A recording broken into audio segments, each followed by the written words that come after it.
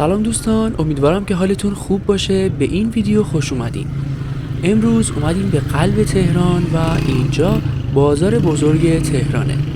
توی این ویدیو میخوام بخشایی از این بازار تاریخی و جذاب رو بهتون نشون بدم و امیدوارم که از تماشای این ویدیو لذت ببرید. اینجا بازار سنتی عود لاجانه که توی خیابون 15 خرداد قرار داره. بازدید از اینجا رایگانه و یکی از مکانهای جذاب گردشگری محسوب میشه. توی این بازار شما میتونید انواع صنایع دستی زیبا و با کیفیت ایرانی رو خریداری کنید. سالهای گذشته اینجا مرمت شده و همونطور که میبینید بسیار دقیق و زیبا فضای سنتی اینجا رو حفظ کردن. دوستای عزیزم با من همراه باشید تا در ادامه ویدیو بخشای دیگه بازار رو هم با هم قدم بزنیم. مثل همیشه منتظر نظرات شما عزیزان هستم و از همتون ممنونم که از من حمایت میکنید.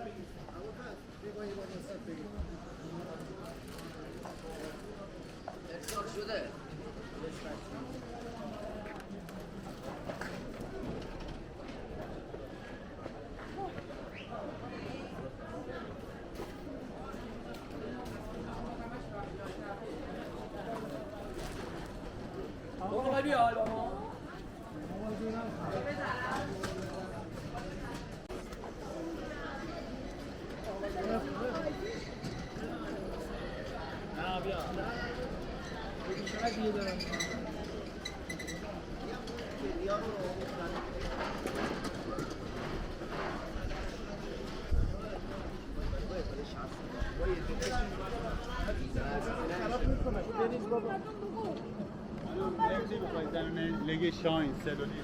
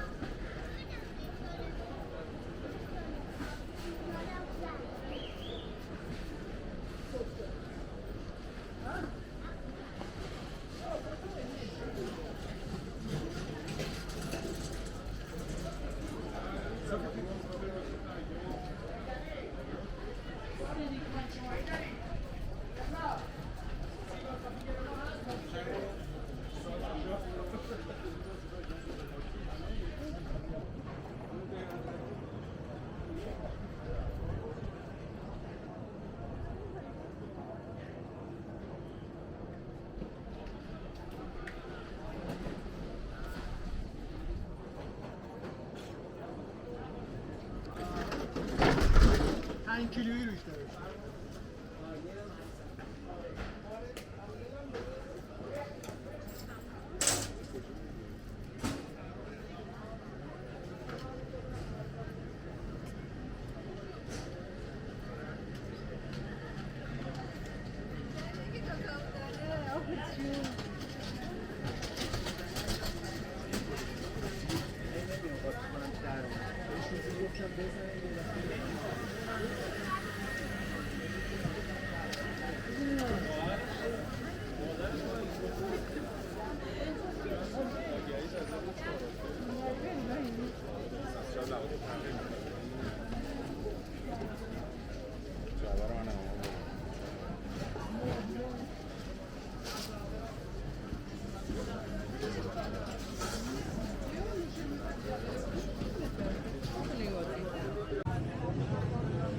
دوستای عزیزم، ممنون که تا اینجا ویدیو رو تماشا کردید. لطفاً برای حمایت از من ویدیو رو لایک کنید تا افراد بیشتری اونو تماشا کنن.